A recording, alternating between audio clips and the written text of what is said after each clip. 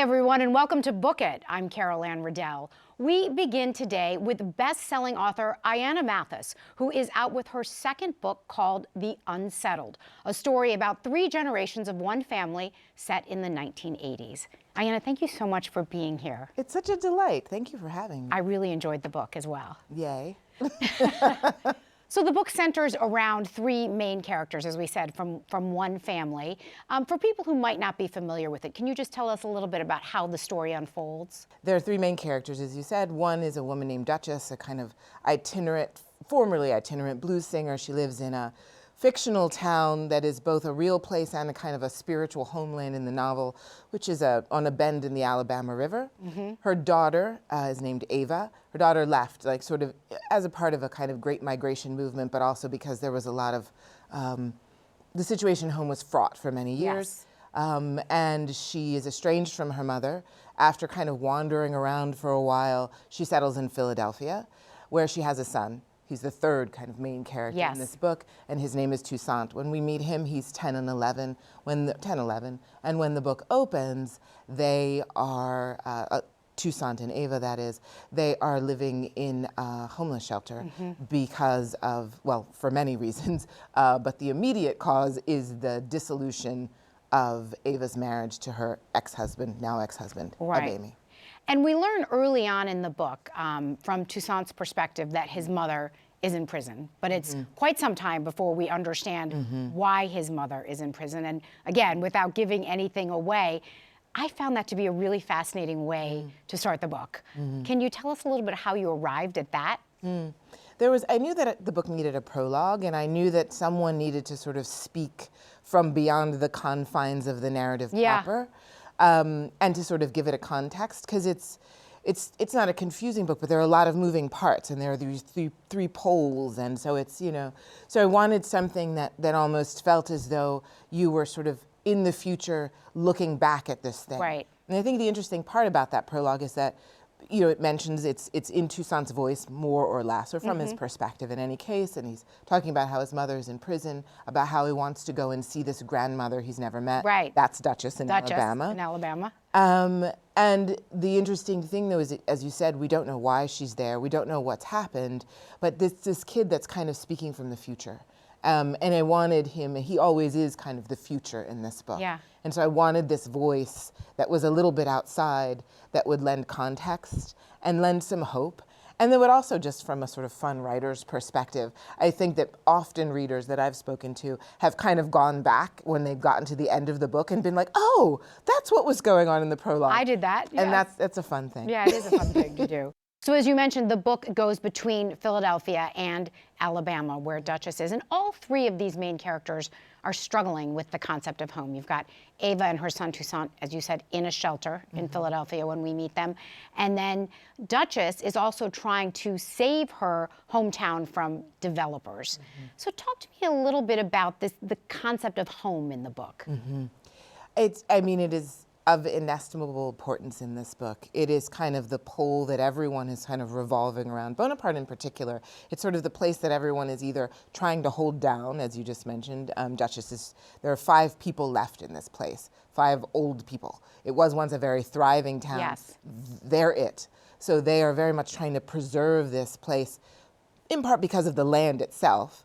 It was hard won for them to get it, and for them to keep it means everything. But it is also kind of a spiritual home. Yeah. It was a place where they could be free in periods in the United States history in which, of course, it was very difficult for Black people to do that and to be that. And for Ava, though she's left, in a certain sense, she's always kind of trying to recreate it. And I think of Duchess in a way as the past, connected to this land. Ava is a sort of very unsettled present. And then there's her son, who has never known Bonaparte. He was never there, he's never been there. It's this kind of myth in his mind. And he's looking for home too, but he doesn't even know what that might look like. Yeah. Duchess had to be fun to write because she's spicy and she curses a lot and she's funny. She kind of jumps off the page. And it was interesting to me, Ayana, because you switched to the first person in her voice. What was behind that decision? You know, I don't even think it was a decision. You know, sometimes when you're writing, something is just a gift. She came to me in first person in that voice, and I was like, I'm not gonna mess with her. That's who she is, that's how she wants to be, and there is no point at all in trying to make this woman be anything that she doesn't want to be. And also, it was just, you know, so much of the rest of the book is entirely in third person, often a very close third person, yes. but third nonetheless. And there's a very particular kind of immediacy with her. And also she has to carry so much of the history, not only of that place, Bonaparte, but in the book, I think. And somehow to also put that history in third person seems as though it would have been too far away. So to have this very immediate, very urgent first person voice, who is nonetheless often talking about the past, I think it gives a certain liveliness to the book, and it enlivens the history, it enlivens the past in a very particular way. Your descriptions of the homeless shelter are so raw and specific. I could really feel how dehumanizing that experience was for Ava. Talk to me a little bit about what you wanted readers to take away from those descriptions. I was particularly struck by the fact that she's often referred to in the shelter by her room number, as opposed to by her name. Certainly that dehumanization. And also I think, you know, we have a lot of narratives about different kinds of people in different sorts of places, right? And so when we think of, maybe when we think of a homeless shelter, there's a sense in which we also don't know exactly what that looks like, right? Or we have a received idea of what it might look like from, I don't know, the news or something like that, right, that we've seen. But I wanted it to come alive, and I wanted it to come alive very much through Ava and Toussaint's experience of it. And I also wanted to sort of poke a little bit about the ideas we might have about the sort of people who are in a homeless shelter. That was very important to me. And I think lastly, I was really interested, you know, it's hard for them to be there, not just because, of course, because it's very difficult to be homeless, but the labor of kind of being very poor, right? And this sort of futility of it. There's something a little Kafkaesque about it. You know, she's supposed to go to this job center to apply for jobs. But nothing ever really happens when she goes to the job center. She just gets a form stamped and then they send her back. So there's all this kind of intense doing and labor and going here and going there. And it's all a little bit futile at the same time. And so I kind of wanted to explore that a little bit. Both Ava and Duchess in the book are very complicated as mothers. They love their children, but they are both neglectful in some ways as well. What are you saying about motherhood and our assumptions, our standards, the judgments that we make? Certainly that, I mean, the biggest thing, of course, that motherhood, there is no kind of cookie cutter motherhood, right? No. Like there is no sort of, that's a good mother and that's a bad mother and this is what a good mother looks like. It might look different. It might look different, of course, from family to family. It looks different racially sometimes. It certainly might look different if you're in a different class position. So there's that. And then I think there's also just the idea that these folks have a very different set of challenges and also priorities around what it might mean to care for someone. And the ways in which they go about doing that might be very different from other people's ways of going about doing that. But it doesn't mean, as you said, that they love their children any less. But it does sometimes mean, in the case of both of the women in these books, that their love cannot always ensure them safety. And very often, in fact, in both cases, Duchess and Ava, as mothers, it doesn't necessarily bring safety to their children. I read in an interview you gave that when you think about your core identity, you still, sort of your understanding of yourself is as a poor black girl from Philly. So I wonder how that understanding shapes your writing. I think it shapes every aspect of it. You know, the sort of what I think is beautiful are often people who are, I don't like the term, but I have yet to think of another one, people who are on the margins, you know? Folks who are living in a different sort of way, who might have a different relationship to the mainstream, who might have a very different set of resources than people in the mainstream have. Those things, to me, that is kind of my default humanity. It's what I think is beautiful. It's what I have the most questions about. It's what has pained me the most. It's what I'm obsessed with. It's what I'm the most curious about. It's what I most don't understand. It's what I most admire. It's just sort of a big sort of juggernaut of every sort of question and every sort of admiration and every sort of fear and every sort of trepidation that I have. So I just keep on writing out of it. And you've written about your childhood. You've said that your mother struggled with mental illness, and you describe what sounds like a fair amount of instability in those early years. Absolutely. She loved you fiercely. Fiercely.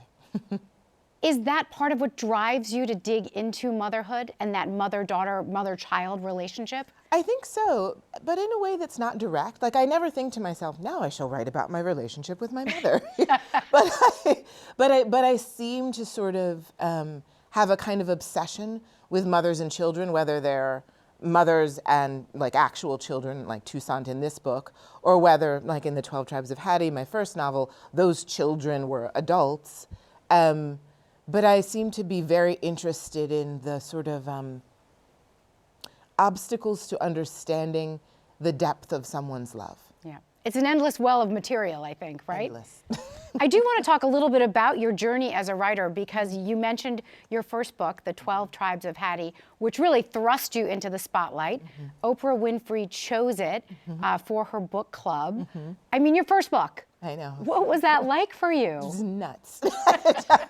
It was the most surprising thing that has happened in my life. I wonder sometimes if it'll be the most surprising thing that ever did. You know, I published that novel. It was my first novel. I was 39, maybe I was 40. I think I was 40.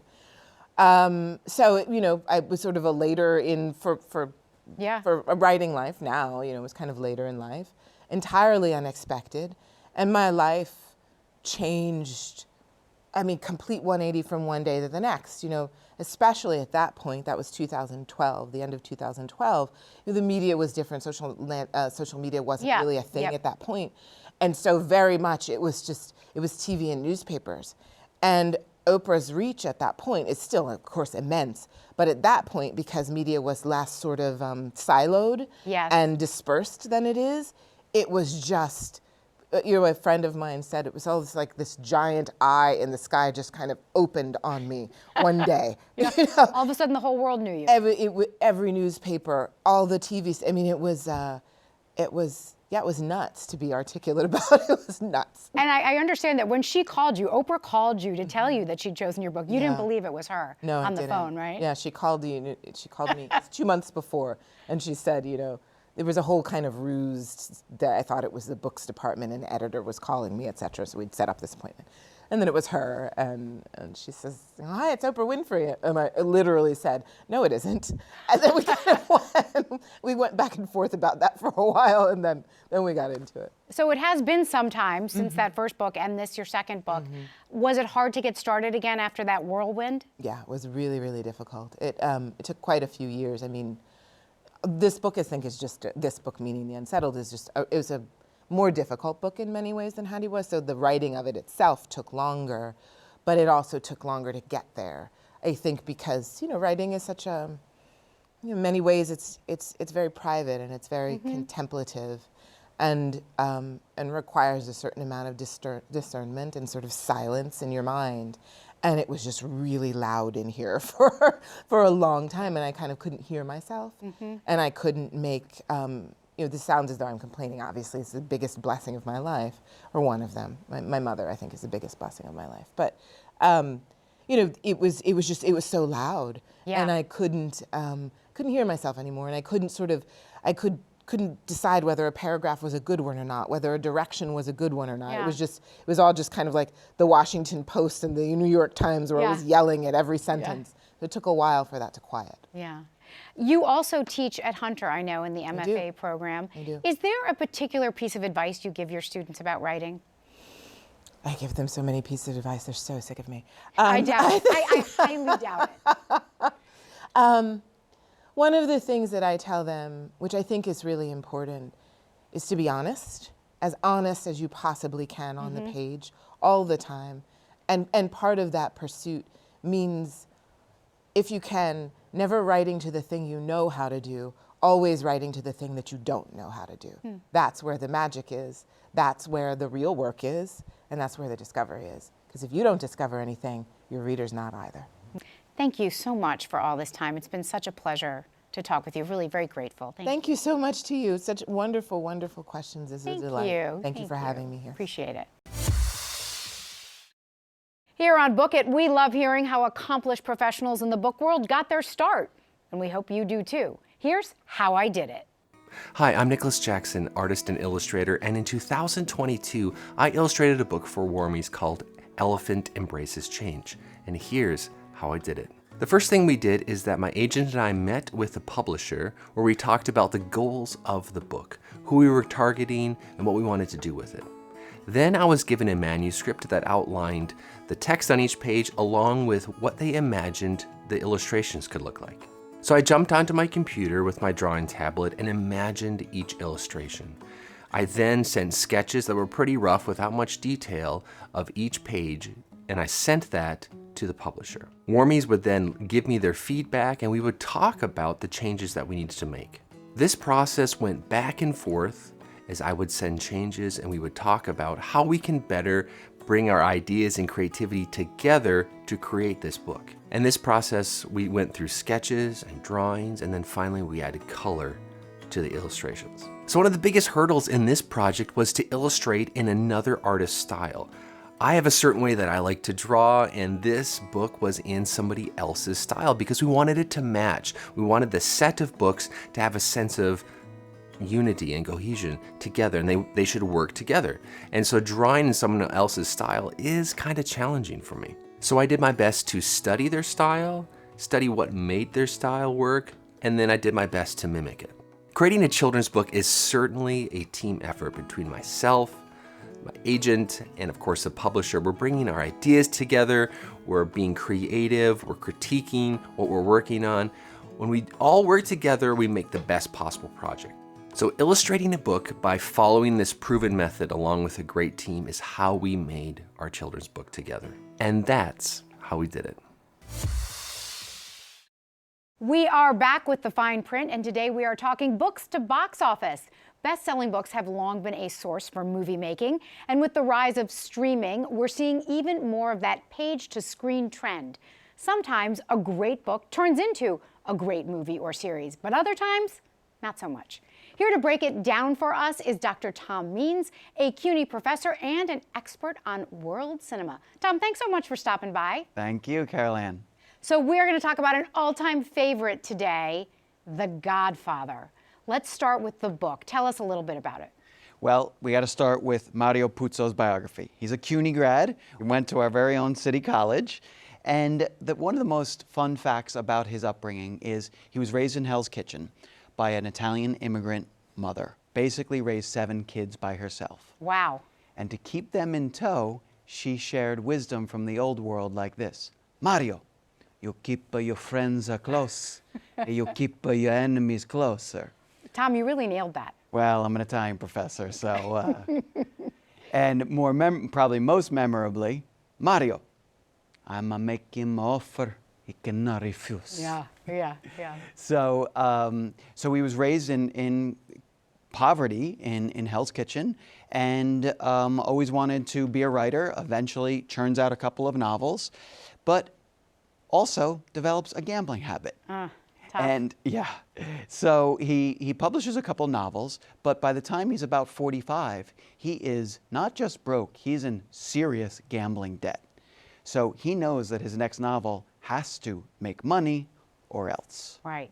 It sounds a little bit like he modeled some of his characters on his mother, or as you would say, I guess, write what you know, right? Right, exactly. Well, what is most poignant about The Godfather, the novel, is that knowing this about his mother, what does he do? He takes the person he knows best, his mother, and in his fiction transforms that to another Italian immigrant with a strong personality, right, the Don. Yeah, very interesting. So, Tom, how successful was the book? Unbelievably successful. Everyone is reading it. It is breaking all types of records, and he has almost created a new genre, because the mafia story already existed, and of course the family story already existed. What he did in The Godfather, the novel, is almost create a new genre, the family mafia story. Yeah, so it's so very interesting. So let's now turn to the movie, to the adaptation. How did that come about? Well, when a novel is coming together, the powers that be in Hollywood already know about it. So he actually sold the rights for a song. But then when the novel hits the bookshelves and becomes an incredible bestseller, it moves pretty quickly to production. So in this case, people really loved the movie and people really loved the book. But lots of times that isn't the case. People will say, oh, the book was so much better. Yeah. Why do you think, Tom, that this adaptation worked? Well, we know that Francis Ford Coppola was the director. Yes. What people might not know is that the producers wanted an Italian-American to direct it. Interesting, okay. So they had an Italian-American writer, Mario Puzo. They wanted to keep that feeling of the Italian-American family going with the director. So they choose Coppola.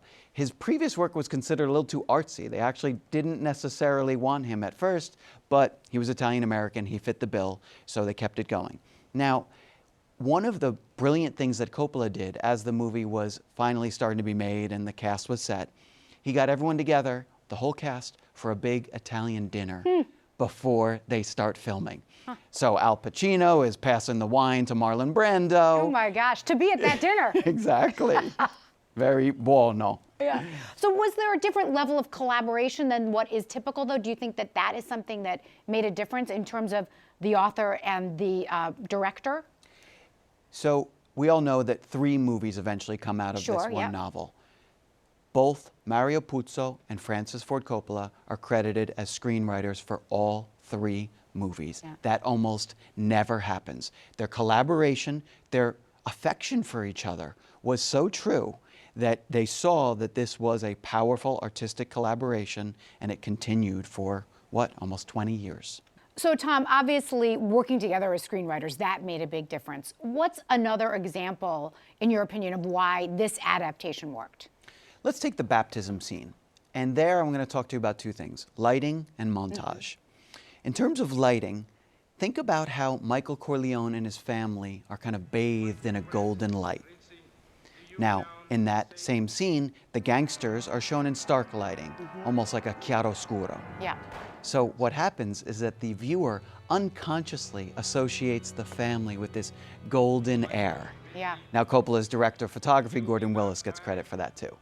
Now, that same scene is also a montage. And what that is it appears that the murders that happen right after that go one after the other. In the novel, that was pages and pages of enthralling storytelling. Yeah. But the filmmaker has this trick of montage, so he does that beautifully there. That's such an interesting example of how you would condense, but not necessarily lose something. Correct, correct. All right, great stuff. So interesting, Tom. Thank you so much for coming by today. Grazie, Carol Anne. Great to have you. Now we're going to head over to author and columnist Linda Stasi. She is back, and as always, she's got plenty to say about what she's reading. Here's Uncensored.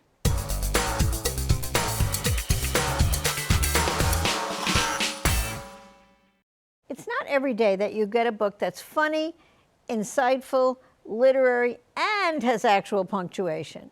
Beautyland by Marie-Helene Bertino has all 4. Bertino is a writer who respects her craft and hasn't fallen for the nonsense that no punctuation means it's literary and important, when in fact it's usually just pretentious and lazy.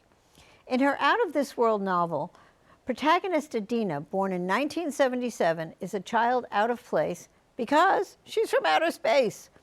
Maybe I can relate to her because when she's young, kids make fun of her for her dark skin. Her mother's family is Sicilian, and because she's half alien. I too am Sicilian, and I too have been compared to a space cadet. Anyway, Adina discovers her interplanetary connection at age 4 when her outer space superiors inform her that she's here to report on the, quote, human experience. At some point, she starts communicating to them daily via a fax machine. That's where her insights as an alien reporting on Earth become gold. Like, highway signs tell you there are falling rocks, but not what to do about it. Or, human beings did not think their lives were challenging enough, so they invented roller coasters. How about this one? In New York, they surgically replace your heart with a bagel. You're allowed to choose which kind as long as they have it in stock. Sesame sells out first. I love Adina, and I love Beautyland, and I love authors like Bertino who can write the hell out of a book and make you laugh and make you think. Speaking of out of this world, you would have thought that Captain Shackleton would have read about the horrific things that happened at sea before he went and got his ship, the Endurance, stuck in the ice for 5 months. But no.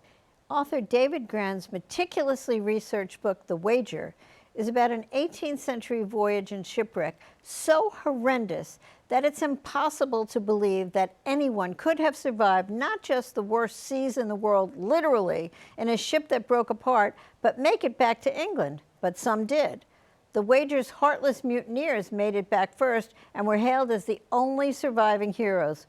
Oops. Then somehow the captain and a few of the surviving others made it back from the Rockledge Island, thousands of miles from nowhere, where the mutineers had left them to die. So much for romance of the seafaring life. Here's a quote about scurvy, the scourge of the sea.